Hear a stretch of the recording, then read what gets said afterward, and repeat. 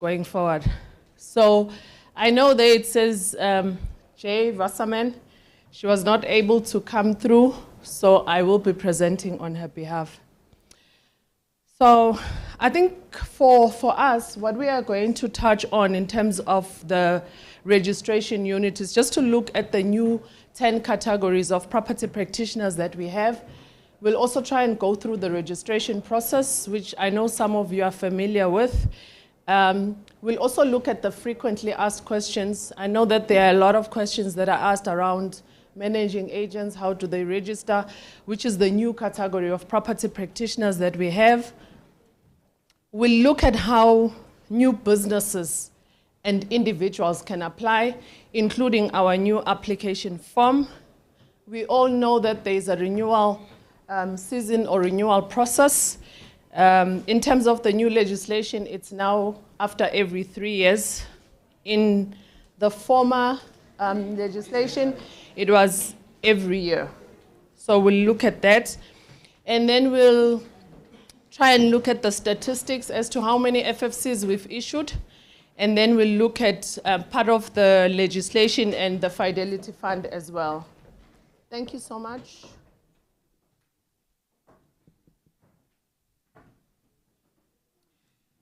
So in terms of the new act, we have 12 categories of property practitioners. You all know estate agents, we previously regulated them.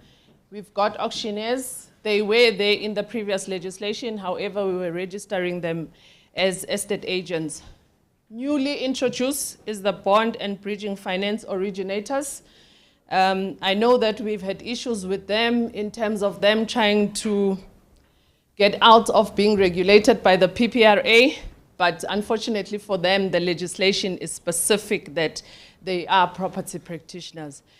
Homeowners associations, please note, homeowners associations insofar as they do property practitioner activities.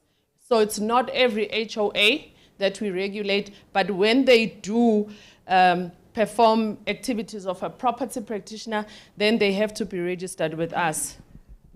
Managing agents, these obviously we had them in our previous legislation, although the legislation was not specific, and therefore we found that some managing agents registered and some did not register, but now obviously all of them have to be registered. We have also new in the category property facilitators and intermediaries. And I think in terms of just trying to understand the definition of these 12 categories, you can look at Section 1 of the Act.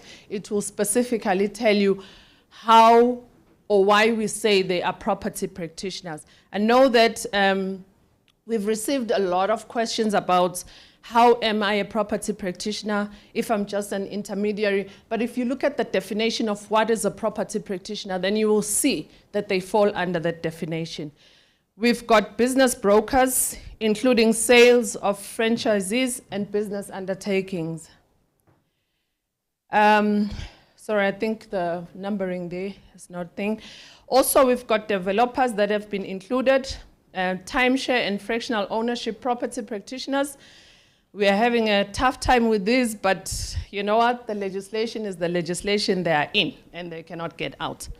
Property advertising platforms. Here we are talking about Property 24 and the other advertising platforms. The legislation has brought them on board. They are now defined as property practitioners. And then we've got what we call payment processing agents. Do we know what payment processing agents are? Have you ever heard of PayProp? Yeah. So those have also been brought under our regulation, and we are now regulating them. Attorney employees, these were registered before, so they still remain under our legislation. And then in terms of registration, who's responsible for issuing you an FFC? So within the PPRA, it's the registration unit. They are responsible for issuing you an FFC, and we all know that Section 47 requires that every property practitioner be issued with an FFC. So that is our business within that unit to make sure that you receive an FFC. We're also responsible for ensuring that you receive your renewal FFC, because the FFC that you get must then be renewed every 3 years. We've also got a new mandate, which is exemptions. That's also done by us. But please note, it's not the education equivalency exemptions. These exemptions that I'm speaking to are, for example, we've got property practitioners that say they don't use their trust account, and therefore it's an expense to keep the trust account. And what the legislation has then done going forward is that you need to apply to the PPRA to be exempted from operating a trust account. So that's where we come in. There is also, I think Section 4 is huge. It also allows you to, it also allows the PPRA to exempt you from any provision of the Act. But however, the PPRA must make the decision of whether or not to exempt you. So you apply for an exemption and we are responsible for exempting you. There are forms that you must fill in. There are requirements that you must comply with. And then that application will go before an exemption committee. And then the committee will make a decision whether you are exempted or not. Okay, so in terms of registration of property practitioner firms, I'll start with the firms. So the first step is you need to go onto our portal or website and you need to create your firm on the website. And once you've created, you are then required to verify and accept the terms and conditions. And what the system then does, it gives you an F number. For those that have firms, they know what is an F number. It's like your ID with the PPRA. And the second step is that the system will then ask you to upload certain documents. And these documents include copies of ID of the principal, the CIPC documents, and a number of documents that may be requested, which we'll discuss later. So as I've stated, we need a certified copy of the principal. We also need CIPC documents. And remember, for you to register your firm at present, please note currently it's free of charge until further notice. And then in terms of the individual property practitioner, we've dealt with the firm. In terms of the individual property practitioner, the same process, you go onto our portal. First step, you register yourself and input your details. Then what it does, it gives you a 7-digit reference number. So once we've given you the 7-digit reference number, that it will be your ID number with the PPRA going forward, and we will never change it.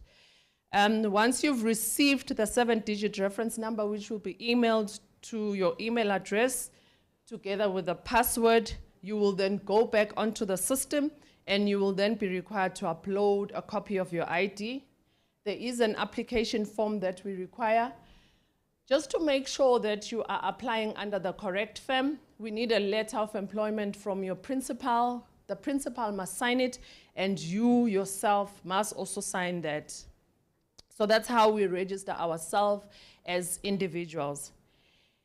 And then what happens after that? So once you have done your part as a property practitioner, whether you are applying for your firm or whether it's the individual, the PPRA will then receive the application form together with the documents that you've submitted, and then we begin a vetting process where we look at the documents and see if they are compliant, because we can't register you if your documents are non-compliant. So you can load all the documents that you want, but if they are non-compliant, we are not going to register you. So for example, one of the issues that I spoke about is that your letter of employment must be signed by yourself and the principal. If it's only signed by one person, we are not going to register you. That application is non-compliant. Okay? And then we then capture the information on our system. We call it subsystem, and we create you on our database. We then notify you that we've received your application for registration. We usually do this through the email address that you gave to us. And we give you an invoice requesting you to pay. when you do make a payment, we need you to make sure that your 7-digit reference number is correct. Your 7-digit reference number should be correct, because if it's not correct, then our system is unable to allocate your payment, and then it results in you not getting your FFC, then it's back and forth, I applied, I didn't get my FFC. It's simply because our system could not link you because of the 7-digit reference number. So please, it's very important. And once that has been done, the vetting has been done, the payment has been done, then we'll issue you with an FFC. Remember, our FFCs are issued on the portal. So you would have to, once you receive our email confirming that your FFC has been issued, you now need to go back onto our system, onto the portal where you are registered, and then you will print your FFC. Okay. Also, I think what is important is in relation to queries. If you have an issue that is outstanding with the PPRA, we urge you to log a query on the portal.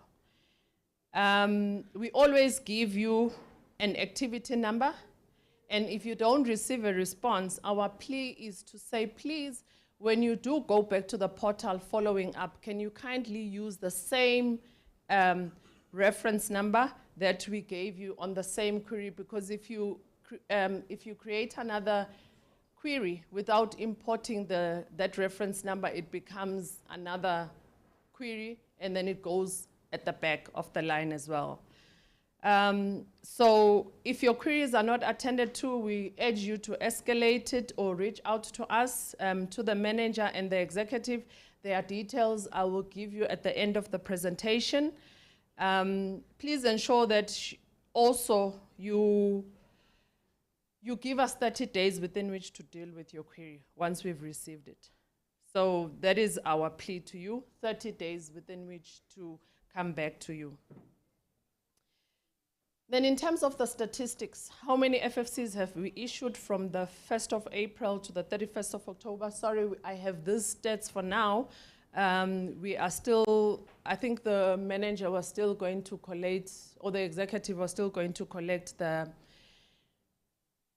statistics for this quarter. So we have obviously actioned 28,792 activities that we've received and we've actioned. And we do obviously thank the registration team. It's a lot of work. We only have 12 people that are dealing with these queries, so you can imagine the volume of work that they receive. So in terms of the staff complement and in terms of the email addresses, communication, people that you can reach out to if you have issues, whether with your FFC, whether with the query, or whether you want, for example, advice on how do you register, these are the email addresses that you can email to. And also we've got people that you can escalate to, which is Lizzie and Jolene. So we've also recently taken on board TEMS, and this is only to allow us to onboard the new property practitioners. We currently only registered estate agents, but now obviously our system has started to register managing agents, and therefore we need capacity. As a result, we've then hired TEMS to assist us. That is why you'll now see that we are 17 instead of 12. We've got 3 exemption officers, and then we've got 5 renewal officers that deal with renewal. So that's the information in terms of communicating with us. Please do reach out to us if you do have issues or you have problems, and we'll try and resolve it. So that is the executive manager. That is her telephone number. She's the one that was supposed to be here, but she wasn't able to make it. So thank you, and I will take any questions that relate to registration, but I think our main program here is for us to receive training from Clearmat on the system. And I think the next presenter that will come on board after my questions is Ms. Nomsa. She will just go through the education and qualification process, and then we'll hand over to Clearmat. Thank you.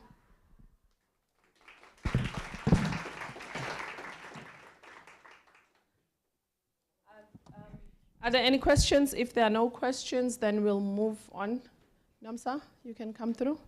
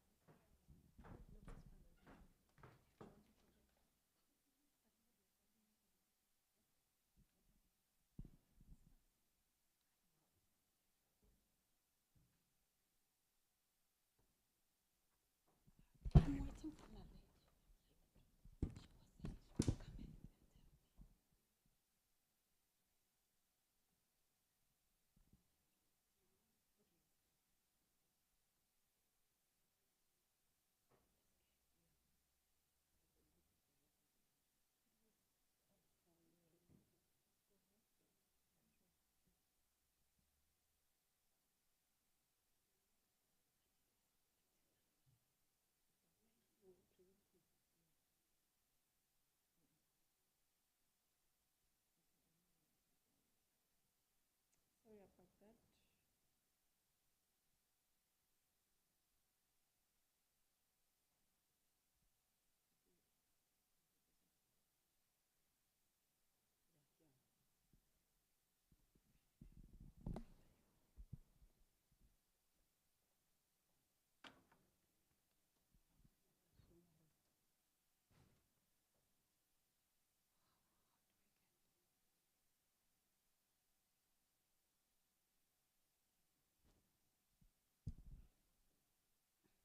Good afternoon, everyone. After lunch session. Okay, my name is Nomsa Mukwena from the PPRA, and I'm in the Education and Training Department. My scope for today is to present to you, host employers and learners, and climate on educational requirements for property practitioners. Seeing that you're starting this process with us, we found it suitable for us to share with you what are the required educational requirements for you to practice in our sector. So that's basically what I'll be covering today. All right. In terms of our mandate, in a nutshell, maybe as an icebreaker, like I said, I'm from the Education and Training Department of the PPRA. We have changed names to Education, Professionalization and CPD, and which is continuing professional development. Our mandate really is to drive professionalization, to build capacity, and ensure continuing learning and development of property practitioners.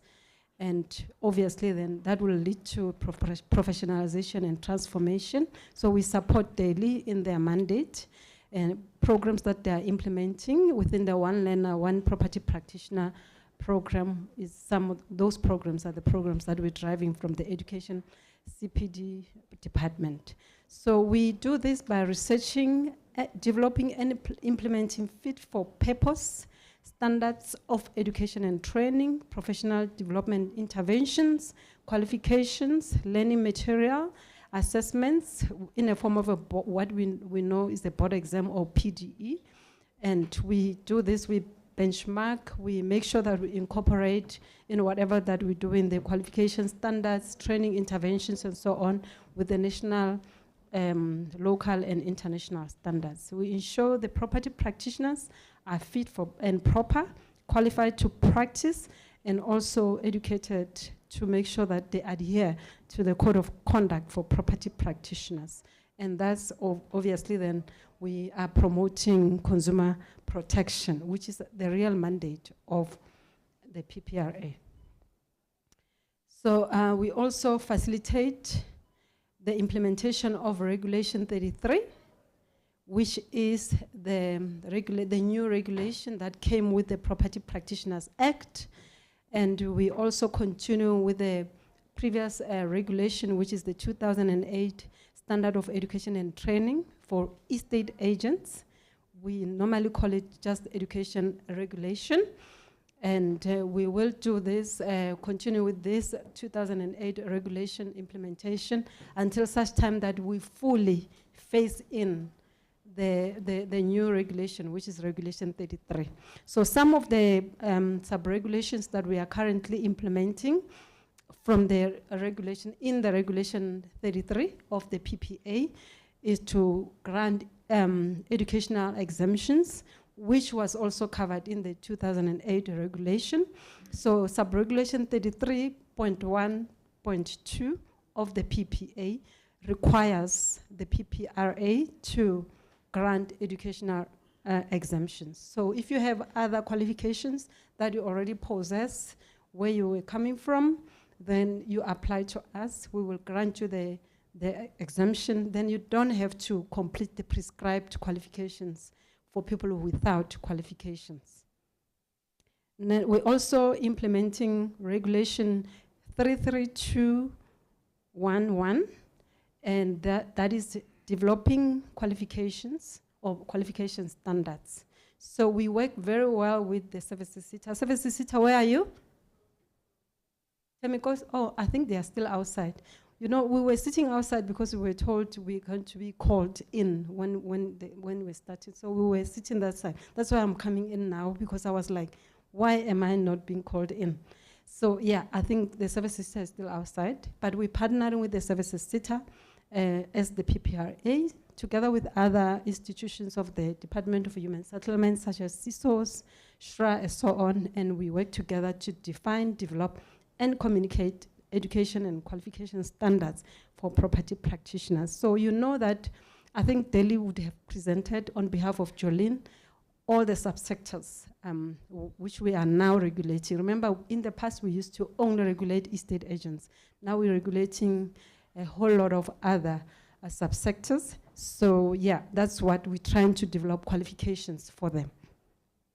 So we have, for estate agents, we already have the qualification, but I'll share that information later on in the presentation.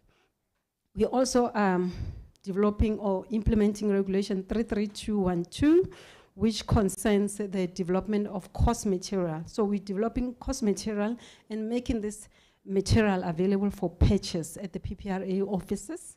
And we normally just develop this course material so that you can purchase it and use it to prepare for your professional designation exam, which is the board exam that I spoke about. So we are already doing that. And what we're doing right now is, because there's a new qualification that will kick in from the 1st of July this year, then we are going to align our new material with that qualification. But the current material that we have for your disposal is, or for your consumption rather, then is around the qualification, the further education and training certificate in real estate and the national certificate in real estate, which I believe is what most of you are pursuing at the moment. Am I right? Further education and training certificate in real estate, national certificate in real estate. Are you aware of that, those two qualifications? All right, those are the qualifications that we are going to be replacing from the 1st of July. However, we are not replacing as in the no longer relevant. It's just that we are incorporating many more other things within the qualification, but you guys continue to learn the content of that qualification because it's still relevant for your purposes. So yeah, that's what we're going to be doing in terms of designing the course material. And that's what my department is doing. We are also, in terms of the regulation for PPA regulation, implementing regulation or sub-regulation 33213, which is establishing and implementing the professional designation exam, which is the board exam that I've spoken about, which is applicable for candidate property practitioners, full status, non-principal property practitioners, as well as principal property practitioners. So that is the exam. So we have two types of exam, or two levels of exam, which is PDE 4 as is commonly known, and PDE 5 for principals. We are also implementing Regulation 33214, which goes together or read together with 3323, which concerns practical training, or 6 practical training modules, which are relevant for candidate property practitioners. So these practical training modules will also be implemented effective from the 1st of July, 2024. That's what we are facing in. And we are facing in specifically for real estate agents, not necessarily managing agent or auctioneers or that other subsectors, just for real estate agents. Because it is ready and it is something that we are ready to implement from the 1st of July. We are still developing policy guidelines on who and how the practical training modules that I'm talking about will be implemented. And we will publish that document. I know we have issued a communique at some stage to say that we will publish that document in February, but we're refining it and we're waiting for board approval, and you know how the processes within the public institutions work. So until such time is approved at that level, then we cannot publish it. But we will be implementing the new qualification and the practical training modules from the 1st of July 2024. We just had a conversation with the services sitter and it looks like we are ready to go. We are also continuing with our continuing professional development program, CPD program, which is implemented by the PPRA, and it is in line with sub-regulation 3351 of the PPA. But a separate presentation will be shared with you at a later stage, which will cover how our continuing professional development program is all about, what modules it covers, and so on and so on. Separate presentation completely.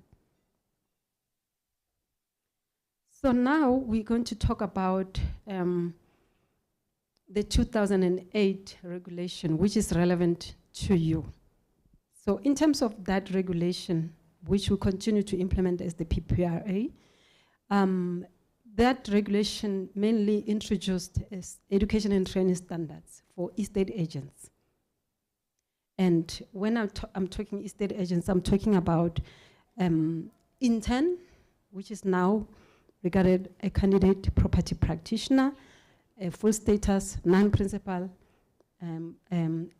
estate agent. Now we are regarding them as non-principal property practitioners and also principal property practitioners, who used to be called principal estate agents. So that this is our area of coverage at the moment, or in terms of this regulation, 2008. And that regulation was really just focusing on the requirements that are relevant for estate agents. So like I said, this regulation is still being implemented to date. And even after we implementing the Property Practitioners Act, PPA, and this is because we saw the legal opinion and we found it relevant to continue with this particular regulation. This is because at the time that we were told that we must now start implementing the PPA and its regulation, the institution was not yet ready with the qualification. A qualification development process doesn't take 1 month or so on. It can take a year to come up with a qualification because it involves engaging stakeholders such as yourselves and so on and so on. So that's the reason why we've had to continue with the qualification that is contained in the 2008 regulation. So as indicated, the idea is that it continues to regulate candidate property practitioners and full status non-principals and principals within the real estate subsector. So now that there are other subsectors who are categorized as per the definition of property practitioner in terms of section 1 of the PPA, those subsectors we will be developing special qualifications for them, as indicated. So in terms of the 2008 regulation, any person who intends to become a property practitioner must first serve a 12-month internship period. That's why the regulation used to call them interns. So 12 months compulsory internship period must be served under the supervision of a principal practitioner who has held an FFC for 3 years and above, or a non-principal practitioner with a 3 years of FFC plus current, and that continuous, that 12 months period must be continuous. If you take a break in between, for instance, if you are now in the one learner, one property practitioner program, and you join Royal Homes, for instance, you must stay there for 12 months. If you take a break, when you come back, let's say you take a break at month 5, when you come back, you're starting from month 6.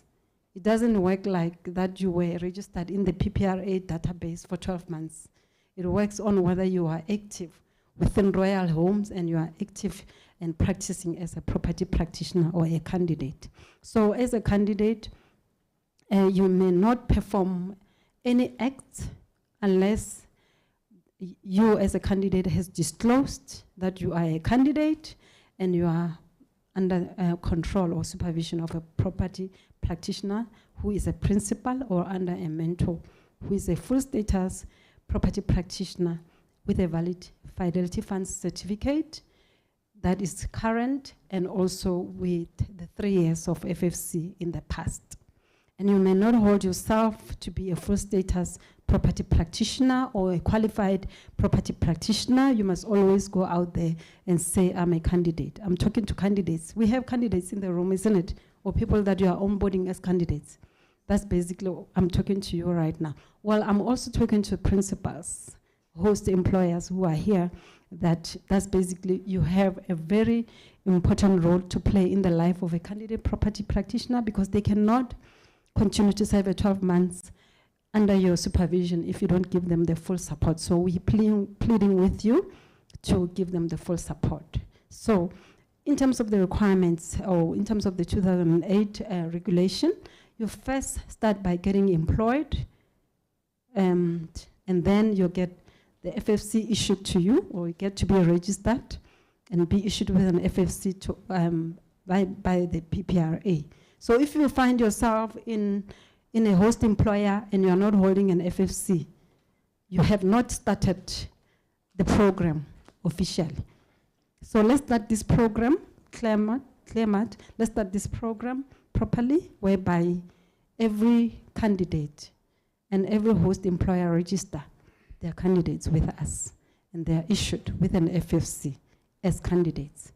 And then they start with the 12 months internship process, and during the 12 months, then a workplace learning is expected. You continue to learn in the workplace, but then you must also complete a logbook and obviously portfolio of evidence, which you must submit at the end of the 12 months to the PPRA. And then also during the 12 months, then you continue with the learnership program. If you are doing further education and training certificate in real estate, you do that qualification that I'm saying is going to be replaced in July, but continues to be relevant. Then you complete that program together with the workplace learning, which is going to be evidence in a form of a logbook and portfolio of evidence. Then you submit to the PPRA. Obviously, for certificate to be given to you, you must complete the entire learnership program together with or through your training provider, and then you get certificated. Once you are certificated, we will not know as the PPRA that you are certificated, but through our transformation unit, we will be informed that you are now completed and certificated. We will then update your credentials on our system, and you'll be able to then be eligible to write the exam, which is PDE4 for candidate property practitioners. Once you pass PDE4, the sky is no longer the limit. You can do anything thereafter. You can do your national certificate in real estate if it's still available at that time, or the new qualification, and then you become a principal. Through the incubation process, I'm sure that process is possible. All right, so During the 12 months, candidate property practitioners are required to maintain an intern logbook, which must be submitted to us at the end of the 12 months. And basically, the slide is indicating to you the primary function of the logbook is to record practical experience that and knowledge that you've gained during your workplace learning during the 12 months period. And ideally, it's just to tell us where you started off and the projects that you got to be exposed to during the 12 months. And you bring it to us at the end of the 12 months. The principal, please sign off the logbook. Even if, for instance, the learner maybe moved from your employee, they go to another firm, just sign the portion which you were responsible for. I'm emphasizing this because we are experiencing a lot of learners or principals who are saying, I'm not signing off, but they were under your mentorship, they were under your guidance. So you need to sign off the portion that you are responsible for so that they can move on. We are not encouraging, during the 12 months, please stick to one employer. And for this climate and PPRA services SITA program, we are expecting that you stay with one host employer throughout. Am I right, Deli? Yes. All right. So plea to principals is that please support all candidates throughout the 12 months program. So now this slide is just depicting the current versus the future, where we're going, as indicated that from 1 July things are changing.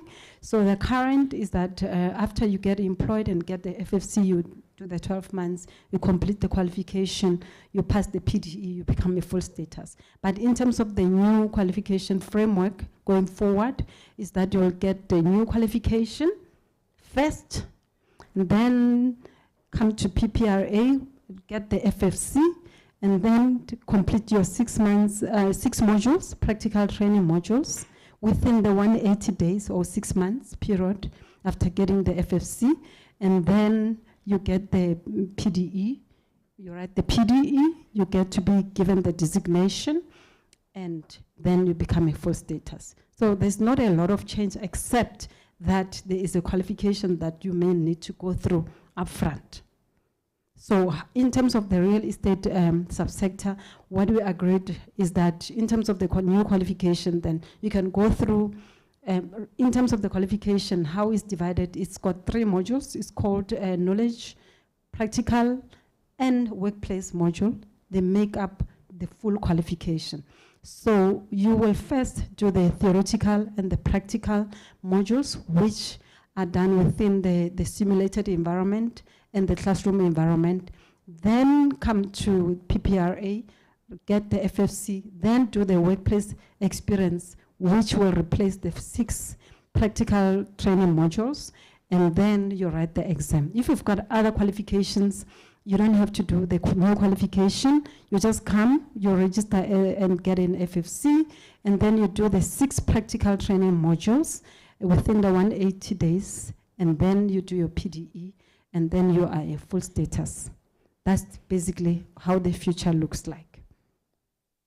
Now, this new slide now talks to the requirements for full status and principal property practitioners, which I believe they are converted. You cannot be hosting if you are not yet at this stage. Am I right, principals? You all have the NQF 5 and PDE 5. Am I right? Do I really have to go through this slide? No, yeah, I think I'm going to bore you. So basically, this slide is about the requirements for non-principals and for principals. Non-principals, they must complete NQF 4, Further Education and Training Certificate in Real Estate NQF 4. They must complete PDE 4. Those who didn't complete by last year, 30 June, they were disqualified. and they have a period within which they must then regularize themselves. And if one fails to make sure that they are qualified by the time their current FFC expires and they need to renew, if you remain disqualified, if you remain not yet compliant, you are not going to be able to renew your FFC. I think we know that.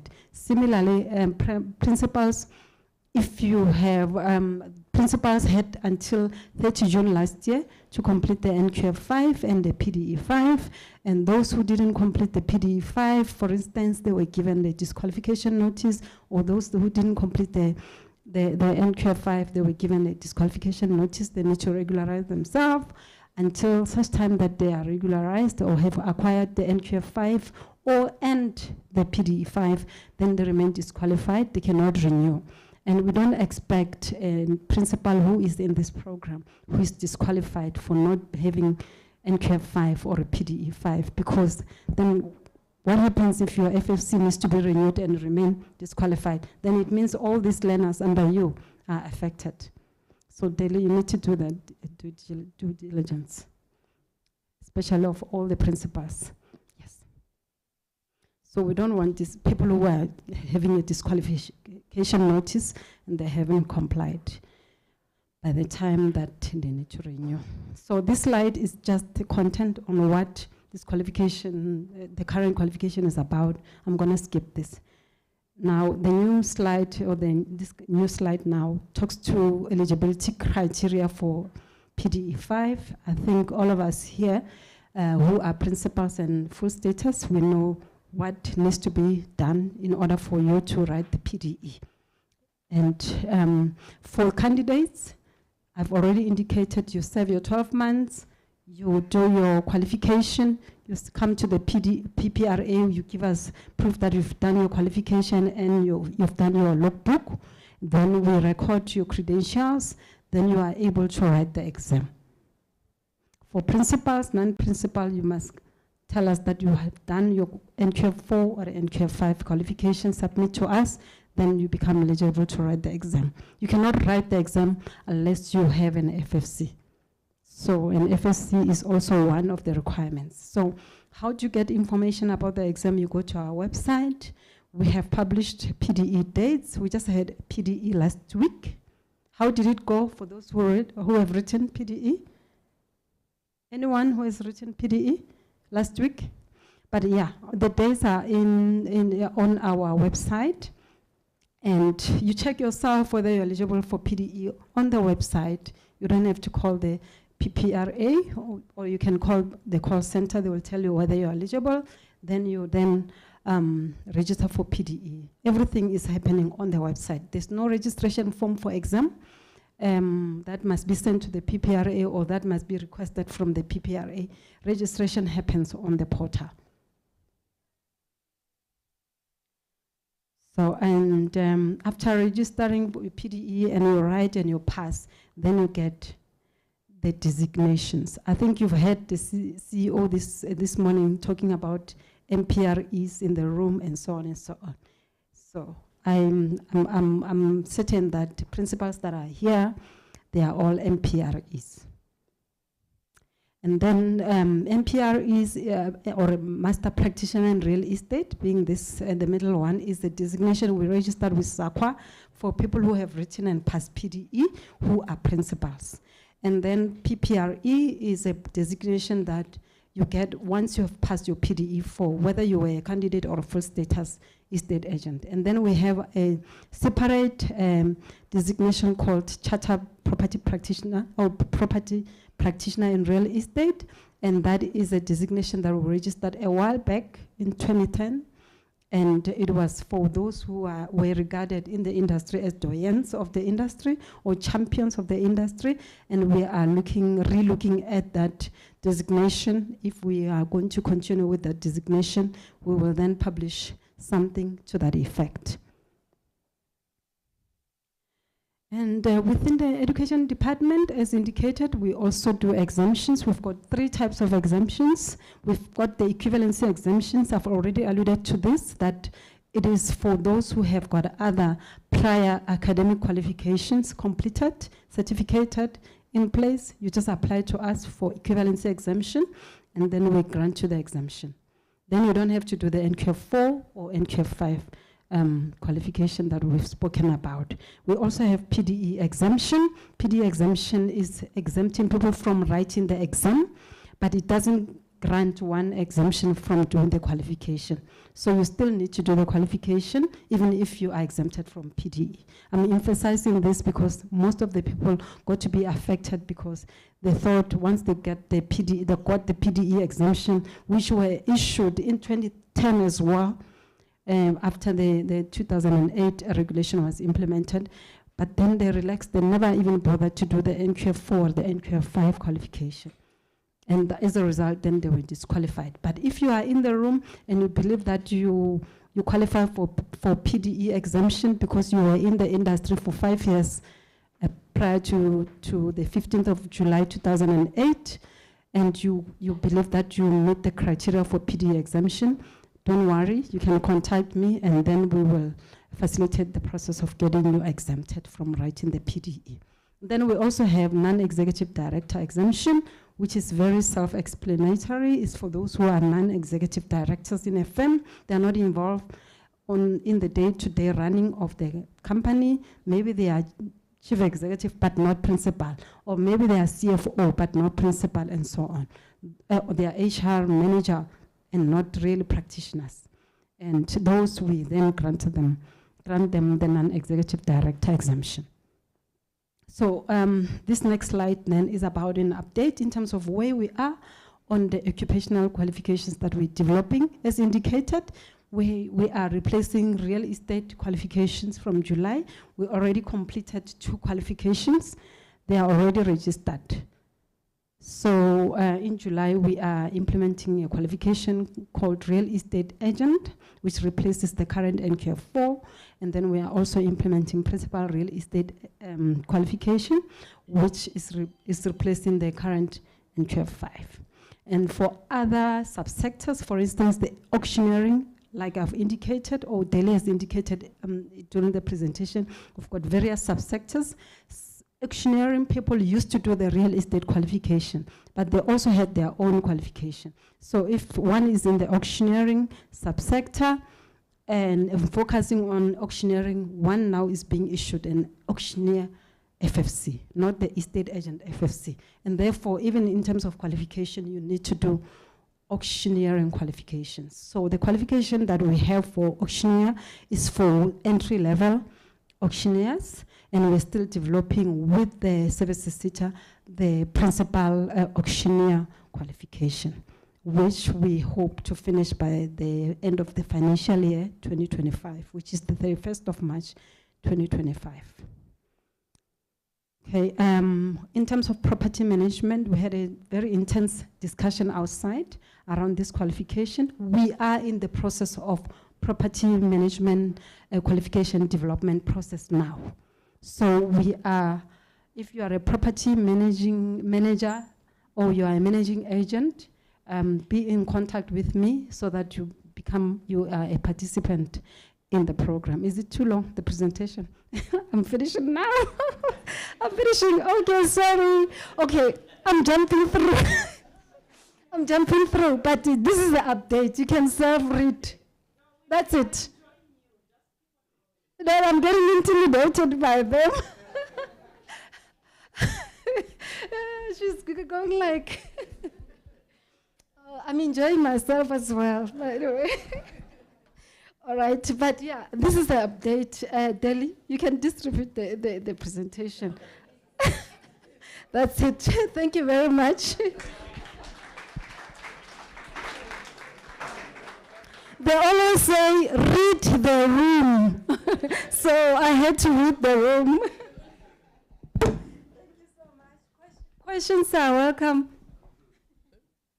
Thank you so much, Nomsa, and sorry for that intimidation, but thank you so much, well done. We are going to move over, come through, Josh. We are now having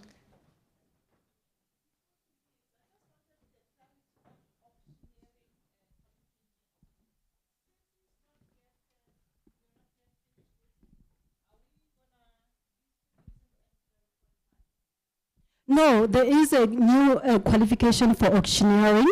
We're just waiting for a word from the services sector whether we can implement it in July as well.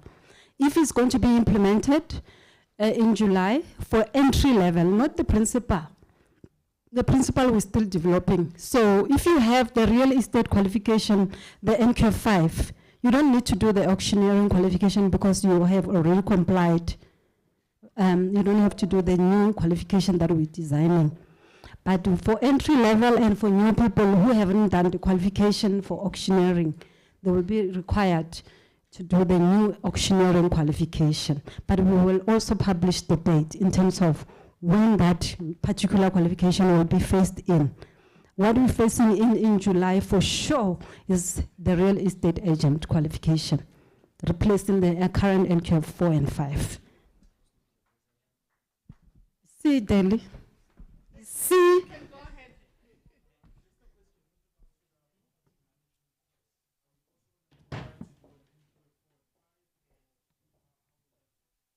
Okay, Delhi, maybe let me find out in terms of the mix of people in here.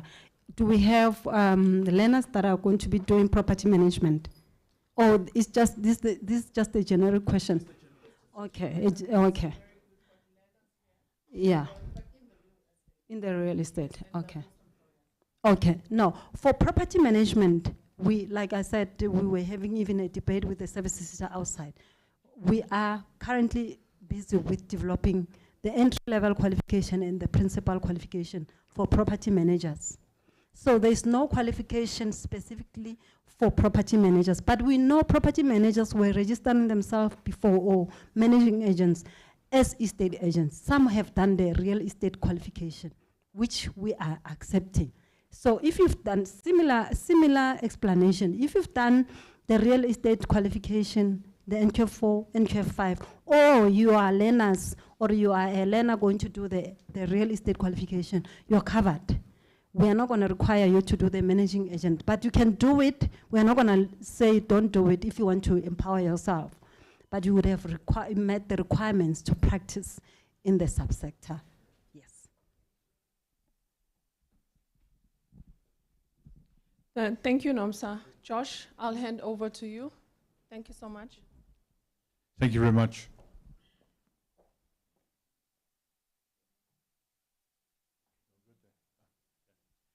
Good afternoon, everybody. How are you all feeling after a big lunch and everyone feeling all lazy and relaxed? Now you have to listen to me now, huh?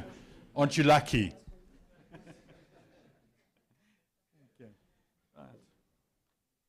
So, basically what I'm going to cover is I'm going to cover sort of a broader spectrum of the program and how the program works, and to make your life easier with dealing with the public and also dealing with the employees of Eskom. But as the slides go along, you'll get a better picture. If I don't go too fast, you don't have to make notes or anything, because this full presentation will actually be emailed to you. So you will have the full presentation and contact details and everything of that going forward. Okay. So what I'm basically going to cover is I'm going to give you the background information on Claremont and myself, just a brief summary. Then process on completing the advertisement effectively, key elements needed to successful of the disposal process, handling telephone queries, the do's and don'ts, assisting Eskom employees with navigating the property portal, assisting the public on the property portal, registering and completing offers, and then reporting. Okay.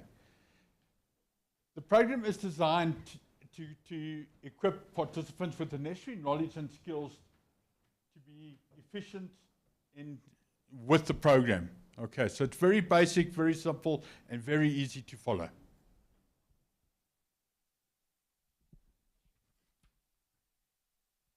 So, bit of background about Claremont. Claremont's been a household name for over 40 years, a national company that is. Leaders in the industry of asset solutions, BE level 1 status. We oversee thousands of auctions and private treaty annually in property sales. We've got a diverse portfolio, so we cater for anything that you can think of that's got to do with property. That's part of our portfolio in disposing of. We've got very experienced teams. Our full team, I think I was calculating the other day, we've got about, between everybody, roughly about 200 years experience within our team, within the property industry. We've got national and international reach, which is quite nice to know that we've got asset to overseas investors, and we all know with the exchange rate, we do get quite a few overseas investors that do want to invest in property in South Africa. We basically do an annual gross turnover of approaching about a billion rand per year in disposal of assets. A bit of sort of history behind me. I'm fully behind this program. I believe in transformation. I think it's the way going forward, and I think we should, if we all get on the same page, we can really make a success out of this. In terms of transformation, just to show a bit about me, as I said, sort of pre-94, before I got into property, I was, as you can see from my size, I was a rugby player. So I used to be sneaked into townships to help train kids that wanted to know more about rugby. I used to be chased by the police around the townships to get out of the townships. So when it comes to transformation, I'm a sole believer in transformation, and we all grow together to make a success out of it. I've been in the property game for over 22 years. That's both here and overseas. I spent 9 years in New Zealand selling property, which was very interesting. Unfortunately, it was during that time where the Springboks were losing, so I used to get a lot of flack. Now I'm back here, we're winning, so it's a no-win situation. Full status agent, NQ 4 with PDE 4 and 5. So the background of me is also quite extensive, and with the company. So, if we start with how the program works, basically what will happen is Claremont will email you the address and all the valid information of the property. So if we look at it, just basically a snip screen of the property. So we'll send you the earth number, the address, the province, so FS stands for Free State. This is just an example. We'll give you the selling price, and we'll give you notes on the property. For example, who to contact to get into the property. Do we have to contact a property agent? Do we have to contact the tenant? Do we have to? Is it vacant? Can we just go there? It's vacant land or whatever like that. So we get fuller notes on how to get into the property to make life so easy for you. Right. So Claremont will also email you with the following information on each property. Annexure is a defects list. I'm sure you guys are using the same defects list according to the registry. We all have to use the same defects list, which you'll see on the next slide, which basically has to go with you to the property, which you all know it's a little tick box where we just tick what is wrong with the property, if there's anything that we can see that's blatant defect on the property. A CMA calculation. I'm not sure if you guys use CMA or if you use Lightstone or what program, but they all basically give the same information, but we'll send you a CMA valuation. Then with Eskom residential advert template. So it's an Excel spreadsheet that it's kind of like a tick box. It's very easy. All you have to do is, has it got this, has it got that? No, it hasn't, so we leave that place blank and so on, which we'll go through. So looking at it, that's basically the template of the ad. So from the CMA that we've sent you, you'll be able to put in the earth number, the earth size. If it's sectional title, you'll be able to put the scheme number in and the section extent, how big the apartment is, and so on. The zoning, what it's zoned, that's also on the CMA or Lightstone. The property rates, sometimes you won't get the property rates because we're still trying to source it or get that information. If we do have it, we'll send it on to you. If we don't have it, we'll enter that at the later stage, but we are aware of that. Okay, then the guide price. As you saw on that other slide, we sent you the guide price on what we're going to be marketing the property at. You just fill in the guide price there. Owner's details is fine. It's just Eskom is done there. And then I filled this in for sort of training purposes on me. So how it will be is when you get down to the agent's details, it says basically my name, my mobile number, and my email address on the property. Okay. And then that's just a tick box. So we say how many bedrooms, how many bathrooms, lounges, 1 or 2. So those are numbers. And then going down there, I'm just going to go through it quickly, is you basically just put a tick box. If it doesn't have, you don't have to put a cross in it. only tick the relevant, because sometimes people get confused. Are you ticking or are you crossing? Is it not there? Is it there? So all you basically have to do is just put a tick in if it's there. If it's not there, then just leave the block blank. Okay. Then at the bottom, I do a little sort of one-liner catchphrase for that property, if you can call it. And the catchphrase that I chose for this property was, because it's a vacant land, come build your dream home on this 1,305 square meter plot. A little property explanation. So this lovely spacious property, plot of 1,305 square meters, is situated in the heart of Cosmos Park and in close to shopping centres, restaurants, and close to all major schools in the area. People want to know that, because if they're going to go build a home that's going to be a family home, so the family home, they need to know, is it close to the shops, is it close to the schools in the area? It's just the relevant information. And then I do it, so I do a little thing about the area, and then I do a sort of point by point on the main effects of it. Now, why I do the point by point is we've actually shown that the public don't like reading like that. And especially if you look at a lot of people that are looking for properties or whatever like that are on their phones. And sometimes if you explain in the whole property that way, they don't get the full gist of it because they're on their phone and trying to scroll. So point format always works better. Right. So moving on to the next part. So you've basically done your ad, you've gone out to the property. The next thing we have to look at is photos. We require you to take at least 12 photos of each property. Now those 12 photos must please be in a landscape format, not in portrait. The reason behind landscape is all the websites and portals that we add the property to only take landscape photos. So if we do it in portrait, they kind of convert it, but then the photo becomes squashed and everything, it doesn't look nice. So all landscape photos. Now we do realize that when it comes to sort of going to a vacant piece of land, it's hard to take 12 photos of a vacant piece of land. I mean, how many angles can you take of that?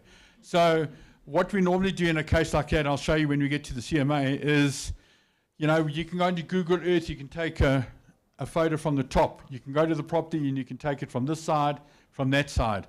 And then you can maybe sort of one or two from the middle. And then on the CMA, what I basically do is I do a cut and paste of 2 photos on the CMA, which we'll get to now, that can also help you. So we understand when it comes to earths, you can get away with 6, 7 photos in that case. But if it's a house or apartment, a minimum of 12 photos. Okay. Right. So conclusion, once you've completed the task, you should send the following information to Claremont. So the 2 ladies that control it is basically Nadia@claremont.com and Candace. And in that, it's your completed ad, your defects list that you all know about, that will come up on the slide now, the CMA that we sent you to send it back so that we can just marry it up, and then send all the photos via Dropbox or WeTransfer. We all know why you can't email the photos, because there might be too big a folder, so we just Dropbox or WeTransfer. If any of you need help, I'm not sure what your systems you use, but those are the most sort of popular systems that are out there in terms of transferring photos. So that's basically the ad that we've already gone through. I've just done another sort of example, and we've gone there. I know I said before they've gone no, yes, no, yes. We're just happy if you just tick what it has got going forward. Okay. Right. So that's the defects list, which I'm sure all of you already know about and you guys are using. So all it is yes or no going down. And if there's anything else that you think's blatant that's not on there, for example, the whole front wall has collapsed. That's a valid point. And then you just sign it, and that gets sent to us with the ad and everything like that. I'm not spending a lot of time with this because you guys are already basically using this form. Okay. Now, that's the CMA that we'll send you. We'll send you the front page. And as you can see from the CMA, you'll be able to pick up the earth, the township, the address, the zoning, the square meterage, and everything like that. Remember, I said to you, we'll battle to get more photos. So what I do is I take that photo and snip that photo, so that adds another photo, and snip that photo, and that adds as another photo. So you've already got 2 photos there on it.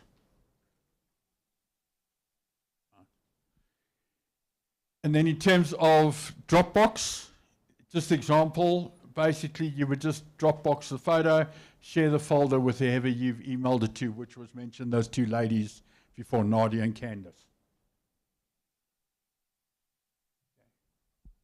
Right. Then, once you've sent us all the information, Claremont will upload the advertisement and notify you once it's available on the Eskom Employees Portal for 21 days.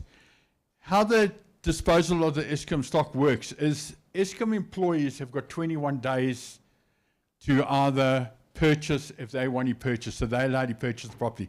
After 21 days, if that property hasn't been purchased by an Eskom employee, then it goes on to the public site, and the public site will be Property 24 and the normal public sites that are out there and our website going forward. Okay. So when you get calls from employees, you need to explain to them the following, which is quite important. Employees need to register on the portal. So they go onto the employees eskomproperties.co.za and they need to register. So how they register is they just fill in their name, surname, address, but the most important thing is they have to put their employee number in on that. It won't let them sort of click complete unless that employee number is in there. Okay?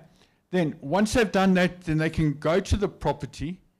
They can download the offer to their desktop computer, complete the offer, upload the offer, and when that uploads, it automatically gets emailed to us straight away. And in terms of the offer, they can also state if they need finance for their property. There's a little block there next to it that says need finance. They click on that, and then automatically a bond originator will contact them, because the bond originator therefore gets the form that's on the employee site with all their details and will contact them and sort that all out for them. So you guys don't have to get involved in anything like that. Everything gets done through the system and gets sorted out. It's a seamless process. Okay. These are very important notes. Okay, you're not allowed to mention the word auction because we're not auctioning off the properties. Basically what it is a private tender bid. Now to explain to all of you what a private tender bid is, what happens is people go online, they make a bid on the property, they fill in the offer to purchase, and more than one person can make a bid on the property. Okay? So we don't know how many offers there are on the system. We don't know what the prices of the offer is on the system. We can only get that after either the 21 days from the employees or after the public thing. Then all those offers get taken. We look at the offers and we submit them to Eskom, and they look over the offers and they accept the offer that they are happy with and the best offer to them. Okay. Right. So as I said, we cannot disclose to anybody what the specific offers is or what the pricing is or whatever like that. If they say, what offer can I put in? Then we say to them, remember the guide price that I went through with you at the beginning, the price of the property that we send on that Excel spreadsheet? You basically tell them that is the price. You can either go higher. If you got lower, your chances of getting it's not going to be good. But so that is your guideline on where you should be. Okay, so we get very clever people that go 1 rand more than that off. Okay. Right. Step 3, after completion of the 21-day period, the offers will be processed and the corresponding properties will be uploaded as a batch onto the Eskom public website. Okay? And where the Eskom public website is, you basically go to Claremont, which is www.claremont.com, and if you see on the top right-hand corner there, it's got Eskom. They just click on that portal, okay? It goes through to a page looking like that. And then once again, they just have to register on it. So if you look at the next slide, just for training session, okay, there's a login or sign up. So once they've registered, so to log in, if they have registered before, okay, then they can just log in with their passcode. Or if they need to sign up, then they just sign up. Going forward, once you've signed up, you don't have to sign up again. You've signed up, you can go in and look at the properties as you wish once you've signed up. Okay. Please note that the process of the registration to the public is the same, except the employee's number is not required. So the public, the process is exactly the same. If they ask you what the price is, dear Mr. Jones, you've got the guideline price. We suggest that's the minimum you go for, and you can go up. The choice is yours. We can't tell you how many offers are in the system. We can't tell you the prices of the offers. You have to put your best foot forward. Okay? And once again, there is a block there for them. If they want to apply for finance, they can also click on that block, apply for finance. Right. Step 3 is basically to search for the property. So it's like we all know how Property 24 is, how our own website works. Once they've registered and they've clicked on their portal, they therefore go in and they can put in keywords. So the keyword can be, I'm looking for properties in Nelspruit. They can put that as a keyword in. They can put property type, so it's a drop down there, and the property type will be houses, vacant land, apartments, or commercial, whatever it may be. And location, you can search by location, and you can search via bedrooms, bathrooms, and so on, and then you just say show listings, and you get the drop down of all those according to your criteria, and you can edit and play around with the criteria on what the client's needs are. Okay. So here's a bit of sort of pictures on how it will work.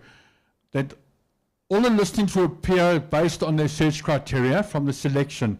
Users can click on the property and that are interested in and view the listing details. They can go view photos, check the guide price, access all relevant information about the property. Exactly the same as Property 24, private property, your own website that you've got. It works on this exactly the same principle. So it's all there. The only difference is they can access the properties on the Eskom portal, which is on our website. Right. Step 3, when you scroll down the page, you will see the block, the description, the details, do they need finance, and everything there. So we all know, like I said, Property 24, the description, they click on description, it gives the full description on the property. They click on need finance, it will go automatically through and take the thing. The documentation, they can click on documentation, and then they can download the documentation, complete it, and then when they've scanned it in, they can upload the documentation, and when they upload the documentation, the offer's in. Okay. So the nice thing about it is you don't have to sit down with the client and complete an offer. You don't have to sit down with the client and barter with the client when completing the offer. Everything gets done online. If they need finance, they click on that, the bond originator gets hold of them, the offer's in and it's in the system going forward. And the offers are very simple. What I suggest you guys do is, if you're part of the program, is to actually go on register, because you can register yourself, and you can just download the document and see how simple it is and just play around with it. We all know that when you first get into this industry, the best way to learn is play around. Yeah? Have some fun. Right. So, important notes. Once again, we're not allowed to mention the word auction. We know it's a sales bid, sales tender bid process. If they require about the price, inform them that the price is available on the website. The minimum price represents the minimum offer. They must determine their willingness to pay, and only the highest offer will be considered. We cannot disclose the number of or details of offers, as we lack access to the information until the batch has been closed. So, following the 28th period, the best offer will be concluded. So, as I said, we've got 21 days that goes for the auction employees. Then we load it on all the public sites, and the public has got 28 days to purchase the property. Once they purchase the property, we take all the offers in. So we've had before that some properties get 5, 6, 7, 10 offers on those properties. We submit those offers, and the best offer gets accepted on the property. Okay. Now, from a reporting point of view, we just want you guys to report back to us on the property so that we can just keep track on who's putting offers in, and if they have put offers in. It's helpful for the training purpose, you know. if you know that there's quite a few people that have inquired, but there's no offers on it, then we need to sort of go back to those people and say, why didn't you put an offer? Are you looking for something else? What is it? So all that is simple is if you get a quick telephone inquiry, is the client's name, telephone number, property address, result, next step. The result was it was too expensive for them. We helped them find something else. Or next step is they put an offer in, or whatever it may be. So those are for telephone queries. Okay.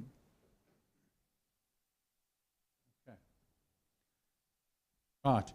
So in conclusion, if you need to get in touch with any of us, there's Nadia and Candice, they office admin people, so 9 to 5, Monday to Friday, and there's the email address.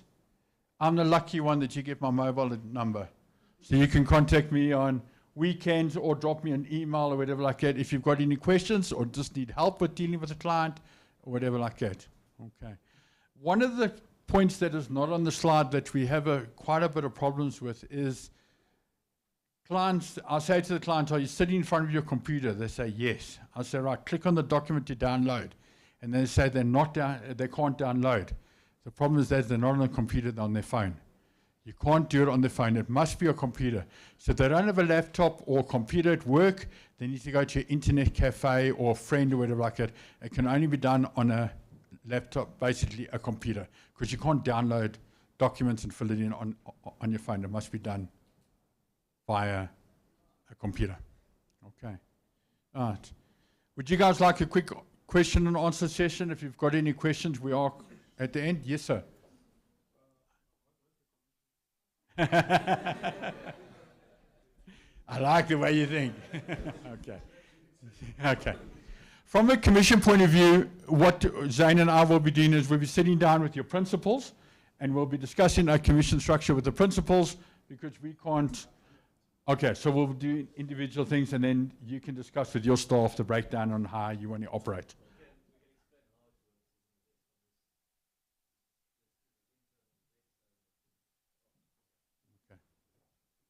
Any other questions? Yes.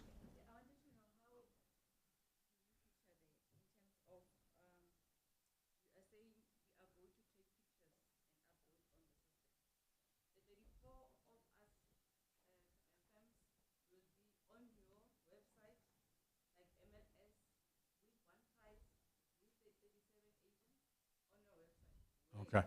Okay. But to answer your question, what we'll do is not everybody will be working on the same properties. What we're going to do is we're going to allocate properties to each agency so that you guys aren't fighting over the same property, which I think it's unfair. You know, you get one property for 100,000 Rand and there's 34 agencies fighting over it. So I think going forward, that is how it will be. So each agency will be allocated their batch of properties and only that agency works on that batch of properties. Does that answer your question? Right.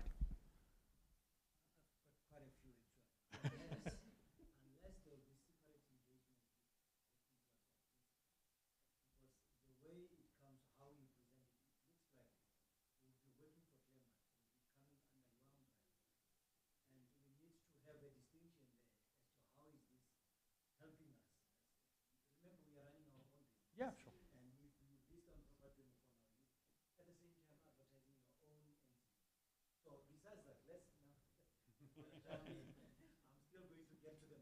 That's where you jump. We really need to know how is this going to transform us. But for now, it's not a pain if we make money. Yeah. Status. We need to make money. Yeah. And we need protection. And you transform it. Aren't you doing this for love and charity, or do you want to make money on it? But the other thing is, more than just making money, I don't see what sort of agreement with Claremont as an agency like us enter into with us as individuals. How are you going to go about doing that? How do you then say 50 properties are for agency one and this is the breakdown and they've got mandate until such a period or whatever? Because you cannot just have an open-ended mandate. It has to be specified.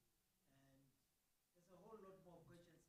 I take it some you're not really at liberty to disclose them here, I assume. But my question arises from the fact that we'll be working for Claremont.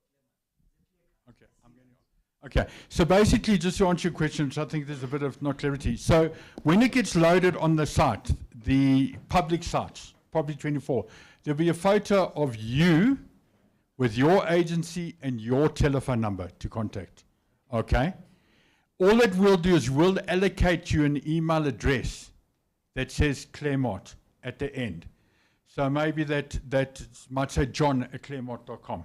So you'll get an email address that will be allocated to you so that we get the emails and you get the emails, but all the calls and the photos will be yours. Okay, does that clear that? Okay, so we're going somewhere. We're going somewhere. Yeah. Just for everyone, just to understand, it is complicated because there's a procurement process and ESCOM isn't the easiest with procurement. So the reality is that everything that goes through, say, what we're talking about here, has to go through one platform. From that platform, it's disseminated. So it's not going onto any other sites. And the reason for that is because the National Treasury has been involved in it, and they've approved it. So that's what's going to happen. Josh is right. You will be, to a degree, yes, it's got your face, your details. But the site is ultimately Claremont's developed site for ESCOM. So it's under that wing, which then flies with the procurement. And the benefits, obviously, yes, there's earning potential, there's stock potential. And this runs monthly. Every month, there's at least 2 batches of product out there. The products go, what was the last batch? It was 170 properties. So you're looking at 2, one internal of 100 and something, one external of 100 and something. And that's ideally how it'll go. And the allocations will stem from there. I mean, in the beginning, it may be a bit slow and while we're learning, and we also will learn, and all this partnership will learn. And then it'll get stronger and stronger. I think that's the overall idea, but that's how it works. It works through one central point, and you can look at, everyone else on the ground is effectively extension of that central point, trying to bring the information closer. How's it? I don't know if that helps, just to clarify how this works. And you've got 2 batches running every month. Every month, yeah. Yeah.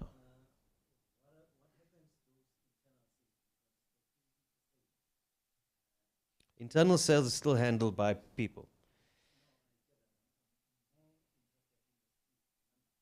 Yes.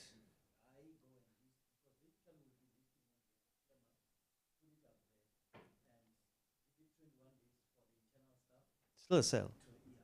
Same. The difference is that we'll have to speak and we'll have to say, okay, look here, this is the arrangement we're going to come to. Some people will have different, some agencies or some people may say, no, we only want to do X. If we're going to do X, okay, fine. So that's how we can work if we're going to pick up all the slack. Some other people may say, we'll do, Y. That's going to be more. So each one, we're going to have a bit of an engagement first. I think there's still some time for that. But that's the way we're going. I don't know if you need me now. Yes, hi. I don't know. Okay. I think somehow, yeah. I just feel that there's a little bit of a dressing up, okay, and I just feel that maybe a straight up talk, with our presentation would have actually helped, clear the issue, to say, we are Claremont, we've won this tender from ESCOM to dispose of their properties. So we are obviously the mandate holders, We are now inviting you guys to come and assist us, in selling these properties, And the split is going to be worked out in this particular fashion. I think a straight line, instead of actually trying to dressing it up, it feels like you're trying. Just to answer your question on dressing up, I know you feel dressing up, but basically what we're going to do is we're going to sit down with each individual agent that wants to get involved, and as I mentioned, maybe it's a smaller agency that only wants to do X, and we say, right, this is what we can work in terms of a commission structure. Maybe get another agency that can say, hey, we can do everything from A right through to Z. Then we can say, right, that's the commission structure. What this is just a broader picture on how the system works. You tell us we're interested, then we'll sit down and we'll have a straight line conversation with you as the principal on how and how the system's going to work going forward. It's not as simple as you think. I think so when we talk, you'll see that there are complexities as to why we'd have to have individual discussions. You know, we can't necessarily speak about the entire program here. Each one, there are differences. That's why this is an overview, and this is the process we'll follow going forward, I think.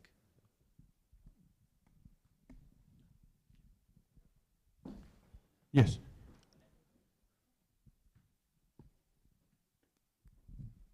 Okay, no, thank you very much. Just a follow-up question from the gentleman right here. Because like we can see in the room, what sort of transparency can we be reassured? So, because like they've said, if Claramart is an agency by itself, let's say, for example, they're disposing properties that they can't sell themselves, then they say, okay, fine, now you one learners go and sell those properties that they couldn't sell. So I'm talking in terms of transparency and In terms of transparency, it's not properties that we can't sell. yeah. We've said to you from day one, staff have got a chance. So it's new on the market. We haven't tried it. You get it from the beginning. And then if staff don't want it, then it goes to the public. You've still got it. So it's not properties that we can't sell that we're saying, please help us now. It's brand new stock coming onto the market.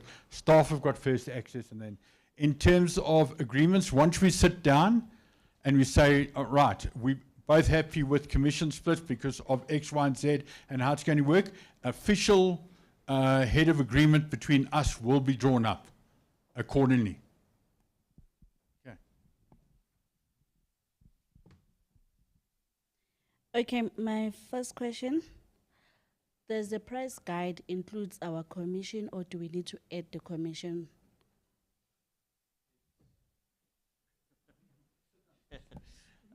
Depends which side you're on. So if you got on the internal, it's going to be, it'll be in the price, that price guide. If it's external, we add it on top, but you will get that with, if let's say you agree to take on X properties, it will be there in the pricing that's given to you.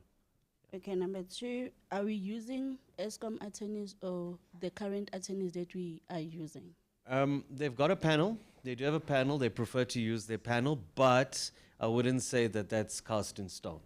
There are times, look, ESCOM, it's not one entity. ESCOM is many entities. And so certain divisions want to use certain people, and certain divisions, or call it ESCOM head office, is happy to allocate if you have people that are competent and they're good and whatever, they're happy to do that too. So I think it's case by case, depending on where the source of that property is. Also, just to answer the question, sometimes in an area we don't have attorneys on the panel, then we'll have to. I heard you mention something like you have your own bond origination. So what if I'm selling a property and I have in-house bond origination? With the program, it goes through our bond originators because it goes directly from the system. So basically, we've got that platform links directly into our bond originators. So when they're filling out their finance obligations, they fill through there. Is it only?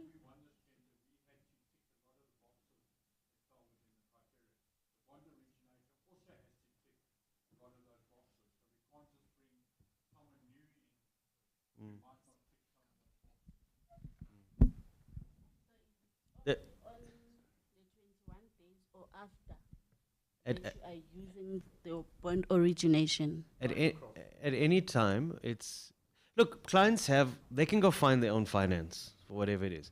But, for our purposes, as it stands, as a program for control, if they're going to use origination, they go through our bond originators at this point. Yeah. But they have every right to find their own stuff if they want to. Okay.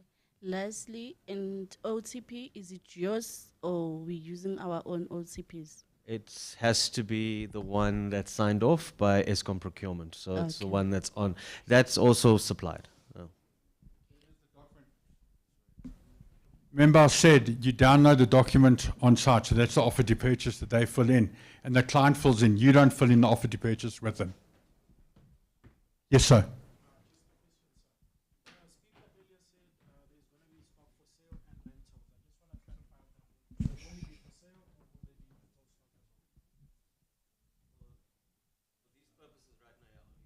Only for sale right now, yeah.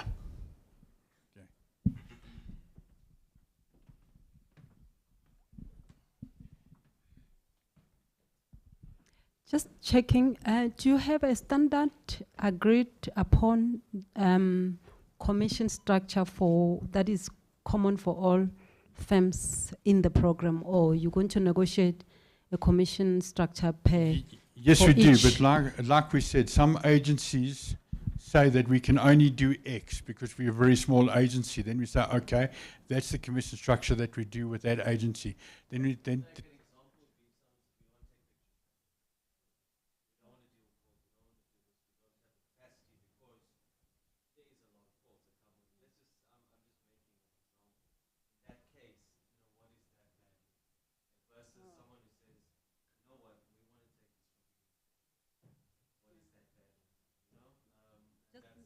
I'm just thinking from a learning point of view, it's better that they are exposed to the entire cycle, sales or rental cycle.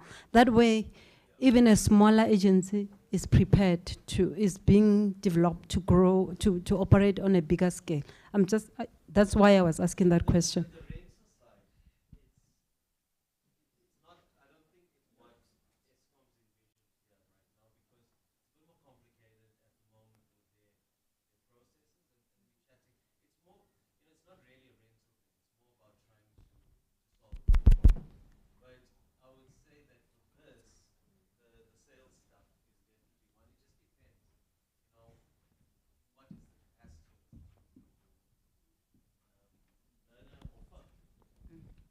And just to add that, sorry, like I said earlier, what we'll do is we'll sit down, agencies that are interested, we'll sit down and have that conversation, say, right, do you only want to do X or can you do A right through to X? And they say, this is the commission structure that we work on A or X or whatever like that. Then we do an agreement that it's all on writing, it's all open and transparent.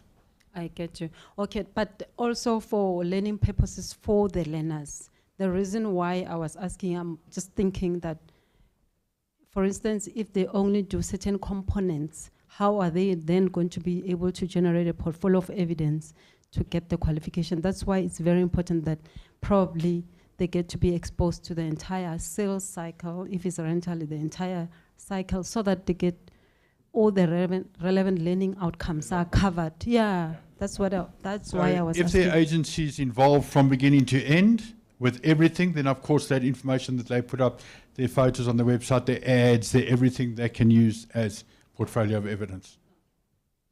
Okay, I think partly my question is you have already covered it, because I wanted exactly to know what does everything entails. Does it entail, like, the first part, you go take the pics, you upload in your ESCOM portal, you do the advertisement and everything on your side, then after 21 days, if it goes to public, then the ordinary public gets to call me for viewing. I view the client, then we upload the offers. Is that everything? Okay, just to certain things there. So basically what happens is you go out, so like you would do with one of your properties now, you go out, you take the photos, you put the ad together, you upload it, okay? For this purpose, you go out, take the photos, you do the ad, you send it, email it to us, like I said, we upload the whole system, but all the inquiries come to you, you go out and do the viewings. If it's a piece of land, you can just tell them, well, drive by. You don't have to do the viewing unless you want to. They have to go onto the site, and you can help them to go through the site to download the offer, complete the offer, and upload the offer. So you don't have to drive out to do the viewing and then drive out to potentially take the offer and then upload the offer. Everything gets done. The system is designed like that, and that's the system and the process that Eskom wanted. I think you effectively handle the client. And also you mentioned internal, external. The internal people are still going to call they still need to see it. So they still are handled in the same way.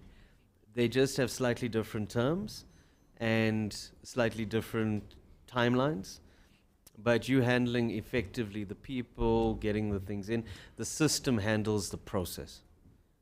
So that's why it's almost an automated system of their manual tender system. That's what it is. Also, what's nice about the system, about the client completing the offer, uploading and downloading and so on, is interns can't complete offers. They can't sit with the guy and complete the offer unless they experience. So this way, it helps the interns a lot because the client downloads the offer, the client completes the offer, the client uploads the offer. But as an intern can deal with them on the phone and say, well, you click on that, you download the offer, you do this, you do that, X, Y, Z, and then upload it. Okay. Yeah, okay. Oh, is it me? Oh, all right. Okay. Trying to find the mark there. All right. I just wanted to find out the way you are going to work with us as principals, because you said you are going to discuss with us individuals, and you are 37 of us. When is this going to happen? Are you going to call us in groups, or we have to give you a call? Could I just say we'll sit down with PSCC and PPRA and work that process through, and that'll be communicators to how we're going to go about this. We also have to sit with ESCOM. They've got some ideas as well, and it will get rolled out in that fashion. But I think it also it's fair on each one of you individually to sit down and discuss it with you as your agency than having other agencies, because you might not be doing this X, Y, and Z as we explained. So it will be better as a call once we sort out the system. So from your side, you guys need to let us know who's interested, who wants to go ahead, and then we'll sort out the process individually and meet with each one individually once we've gone through the process.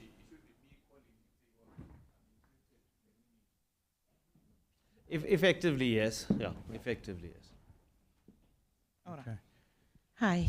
Hello. Josh? Yes. How are you, sir? I'm very well in yourself. I'm great. I'm great. Long as you're happy, I'm happy. I'm happy too. Okay, I just want to have a clear picture here. Victor, you help me on this one. All right. We were told about the ESCOM opportunity. All right? And on your opening, you did tell us about when you were growing up, when you liked to give, when you went out and trained rugby in a township. Now, as we are now communicating, everything ties together. We came here as a host employee, meaning we are principals, we've got our own agency, upcoming agencies. So from everything that has been said, I get to understand to say, as much as ESCOM wants to cater for us, upcoming agencies, but they are not able to directly cater for us. So it's more like Claremont. Victor, you're listening. Claremont won the tender. It's on the ESCOM system or portal, or they've got a relationship and agreement. So you guys are kind enough to cater for us. Is that how the picture is, sir? That is basically exactly how the picture is. So we won the tender because we had to be compliant in so many different blocks. Yes. Our company ticked every single block. Some other companies didn't. We won the tender. Now we want to go out and help the transformation. So basically look at it as we won the main mandate. Now we're entering into a joint mandate between us on the property. Okay. All right. Okay. Hence you're saying we will sit down with you, not with ESCOM. Yeah. And then we discuss. And the then we'll terms. put it all in writing that Yes. both parties are happy and we'll sign it off as. That's true. You'll sit down with us. We will obviously, we communicate a lot with them. We've been doing this for a year and a half now. So we will communicate and tell them what we plan. This is what's happening with the program. This is what we think, just so they're in the loop. Yeah. But ultimately, we will facilitate. We facilitate on their behalf.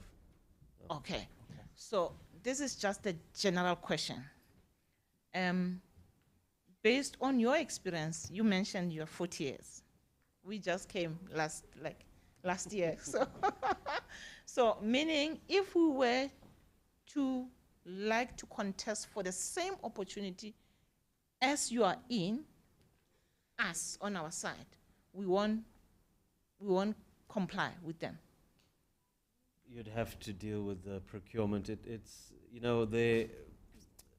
depends on what has been put out into market. Yes. And people put their proposals through, and generally there's a lot of proposals from lots of players, and there's an evaluation process. Or it's a normal tender system that we see, like tender. It's an open market tender. Oh, okay. One of the main criteria you're talking about the tender is you must be able to operate on a national basis. All right, okay. So you mentioned internal, external. You said auction, but we mustn't say auction. It's a sealed bid tender. That's what we do. Sealed bid hear. tender process. All right. So internal means that staff have got the first choice to buy. External means public. All right. So staff have got first bite of the cherry. Okay. That means in that case, we will have to sit with you guys, understand your terms and conditions, and then we can. And then another training session will be done with you individually. Remember, the training session, I just ran over just to give you a bit of a picture on No, how I the get system the works. picture. And Once we sit down and we get into agreement and we both sign and we're happy and everything like that, then another formal training session would actually be done and go through everything. And of course, while you're doing it, there will also be ongoing training, as you know, in this industry until we'll hold your hand till the whole process till you say, let me go. no, we appreciate, sir. We appreciate. Yes, ma'am. They're avoiding you. You can use my microphone. You can use my microphone. Sorry, just hold on. Okay.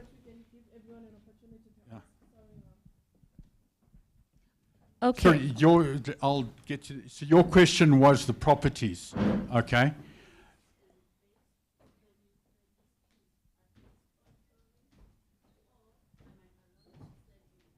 No, what we do is we have to list properties that are in your area and give it to your area. We can't give you a property in Durban if you don't have someone in Durban they can go look and show clients and deal with the public on it. So, but you'll be allocated your batch and it won't be the same as someone else. Everybody will get different properties within their area. And there's enough to go around, trust me. Yes, ma'am. Actually, my question was almost the same as the ladies there, but what I also want to know is what is the allocation strategy? Like, I'm asking because we are 3 agencies in Witbank, and Witbank is a very small town. So is it maybe going to be 1 commercial property per agency, 1 residential property per agency? What is the strategy around that? And are we allowed to maybe sell properties that were all allocated to another agency, or is that maybe an arrangement that we can talk about amongst ourselves? Well, basically, I think from a point of view in terms of we will sit down and see what your agency is willing to do. Okay, we'll allocate properties to each individual agent so you're not fighting with each other. And then, I don't know, we'll still have to discuss it, but maybe you guys can come up with an internal thing. I'm not quite sure. I think, let's assume in your example, you've got 3, obviously in Woodbank there's a lot of stuff from Eskom actually. But if let's say your 3 agencies, and they all doing the same thing and they basically are willing to do the same thing, let's say it's the same, in terms of capacity, then we'd probably allocate if there's, I'm going to just say, let's say there's 5 properties or 6 properties, maybe you go 2 in 2s, or if not, in this batch, 1 agency gets it, in the next one, another agency. And that'll be similar to how our banks operate. So, for example, we sit on bank panels. Those panels operate, and there's other people, so they'll go in a monthly order, 1, 1, 1. It's just depending on how much of stock there is, what's the capacity of the people on the ground, and then, how much is coming up in the next month. So I think that'll be how we decide or how we engage. Yeah. So just to give you a general overview, Eskom release batches to us each month that we put on the system. So say, for example, this month there's 100 properties in Gauteng. Then we'll be able to dilly up evenly.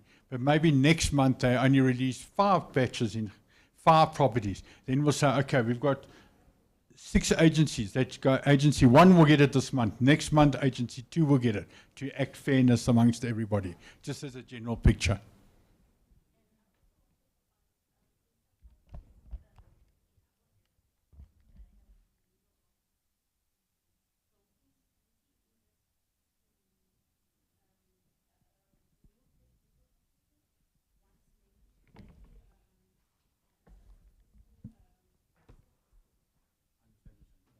So basically from our side, like I said, that spreadsheet that we sent you, on that sheet with all the information on the property, if there are illegal people in the property, we'll explain that and we'll say these are the terms with those legal occupants.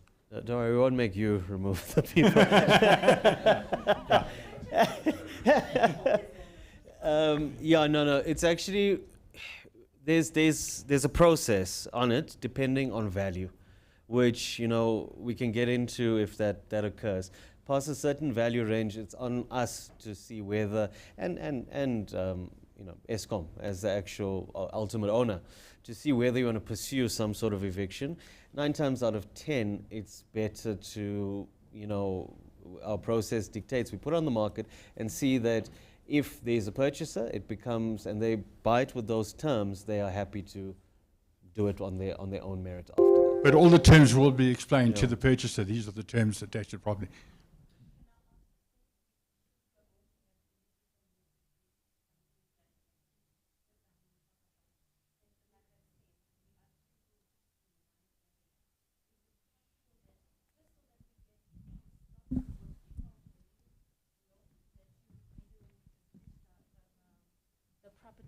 At least you maybe give us equal properties per month or per, you understand? Yes, so that we get, equal properties of the equal value.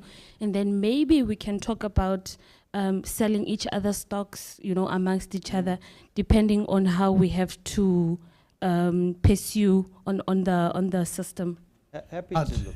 Yeah. I think from our side, absolutely happy. Like I said before, we will make sure that it gets allocated fairly. Like I said, if we get a batch of 100 properties this month, then we can divvy up equally amongst everybody. Maybe you only get 5 properties this month and say, okay, this month we're going to give you 5, but realize next month it's going to be someone else's turn. Okay, and so on and so on going down the line. With agreements between you guys to work on each other's stock, we can discuss it, but I don't think there's a problem with that. But it has to be with people that are on the program. It can't be with people that are outside the program, because there's a format that we have to work through, and people that are outside the program might not work the way it's supposed to work. Okay. So, Josh, just to ask based on that, which I was going to ask. So, one of the things that we would like as a PPRA, is it possible for you to know whether those illegal occupants are violent, because we wouldn't want our practitioners? No, absolutely. So what in that spreadsheet that gets sent down, it will be explained. Like we'll say to you, there's illegal occupants in the property, they are violent. All we want you to do is do a drive-by, take a quick photo and run. Okay, yeah. Or we'll say, they are illegally occupying, but they're happy for us to go and take photos. All right, and then with the disclosure form, that's going to be Eskom's responsibility to complete, because remember, it's the seller. So our agents are not supposed to complete that. It's supposed to be Eskom. But so we'll have to work around. Why we want the agents to complete it, because when we get the information from Eskom, we could get the information from Eskom that there's a garage there. I'm just using a simple example. They go to the property, and they get to the property, and all of a sudden the garage is broken down. So they just need to make, if there is anything that outside norm, they just need to say. Okay, then Eskom will sign once they have done, because we don't want them to sign that disclosure form as if they are aware that, this, so they can. Those are processes we can. And then Eskom will accept whatever they say. Then just one. Not necessarily accept, but they'll look into it, yes. They'll look into it, okay, whichever way. Then also, in terms of the disclosure, is it possible then that if there is illegal occupants, that disclosure form, because it does have extra conditions that you can put in, that is clear, so that we don't have the purchasers coming back to them, and then after that, absolutely. the PPRA was supposed to discipline them because they failed to disclose. Also, in the offer to purchase, it says that if there is illegal occupants, in this case, it's up to the purchaser to get rid of them and so on. So every offer, why we don't want you guys, this is one of the reasons why we don't want you guys using your own offers or using a general offer. Every property has got a different offer. What I mean by different offer, just a couple of the terms down. So say maybe property A is a straightforward deal, It's empty property with a tenant, tenants are going to move out on transfer. That's fine, straightforward. Maybe property B's got an illegal tenant in there that doesn't want to move out. Then there'll be a clause in the agreement that says the purchaser, you have our knowledge that they are responsible for getting rid of the tenant. That's why we can't use a general offer. Every property will have an offer attached to that property with, if there's any special terms about the property attached to it. Okay. Yes, sir. Okay, sorry. You've been waiting a long time, I know. No, you're hiding behind there. Okay, Josh, you were actually dodging me, but I'm for you. Okay. I'm dodging you and you're following me. That's interesting. Yes. So, on a lighter note, I don't know. This is not a question; it's a comment. Okay, to our colleagues, I do understand how this has come to work for us as small businesses and the opportunity that the PPRA is giving us in this platform. And I think maybe as we were supposed to be highlighted that this is a shared mandate that we're getting, which is the usual partnership that we do with any other big companies as Remax or whatever, okay? Okay, but just to answer that question, we'll move on to this round. This is not a normal property, it's a tender process. We have to go through a tender process and we have to tick all the boxes. No, I get you, I get you. It's fine, I'm saying that it's more like you're giving us your shared mandate. You didn't get a mandate, it's a tender process. So, yes. So now, with us as small businesses, I do understand that we're going to benefit because if we partner with you, we're going to be able to sell and make money, yes. Now, I wanted to maybe answer the lady that was talking here. We do not have the capacity on our website currently as small businesses to host such activities. So that is why I'm saying that I'm for you, for us to be able to sell in this way as we're upcoming and we're small businesses. We don't have the capacity. And I'm saying this in light of this now engagement with our colleagues because they might not understand maybe the opportunity that is offered to us. And I don't want this meeting to turn sour just because we do not understand the way it was put. I do understand. I just want to say to our colleagues, it's a shared mandate that they have a tender process for, and for us, it is for us to be able to engage.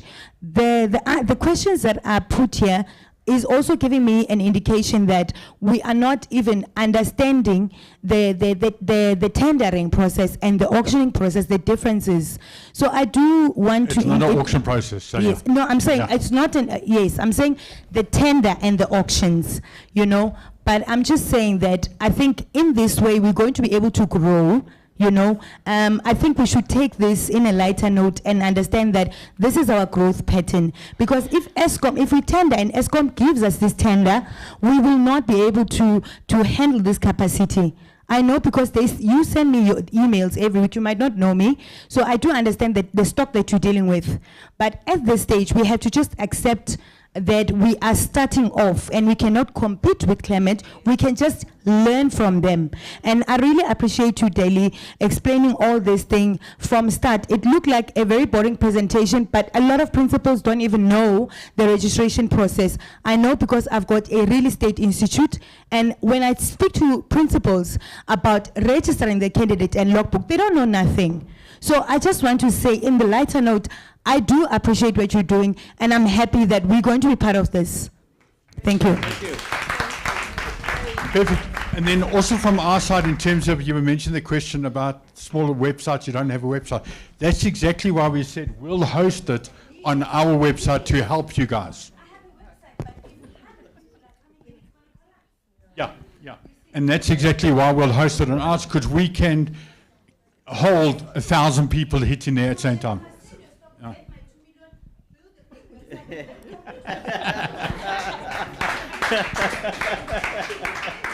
And I'm going to charge you royalties for that, eh? Okay, guys, I think we can carry on the whole evening here, but I think if we can get to the gist of the matter. You guys need to let us know, yes, you're interested. We'll get into individual conversations on what you want to do, what you don't want to do, what you can do, and what you can't do, depending on the size of your agency. We'll sit down, we'll form a formal agreement between us, okay, that you happy with, we happy with, that you're not going to, that you're going to send me a Christmas card every year, and we'll move forward and make a success out of it. But I think the most important thing that you need to come out, that we come out with here, is we'll hold your hand through the process, because it's in our interest to make sure the process, because Eskom's not going to come to you, they're going to come to us. Okay, so we'll hold your hand through the whole process until you say to us, I can run, first of all. Second of all, the other thing that you must make is, with you being part of the process, no other agency will get the same stock that you're working on. So there won't be a bum fight and everyone fighting about the same stock. If you've got an internal deal that you want to work on each other's stuff, long as we know about it and there's processes put in place, I think, Zane, we can say we are happy with that. Long as we're aware of it and the processes are in. So when it comes to paying out commission, that it's fair. I don't want to get a phone call and say, oh, you paid X agency all the commission, but I was involved, we did this deal. I don't know about it, you know, so we need to know so that we can make sure that the process works extremely. Sorry? You need to, oh, the battery's running low.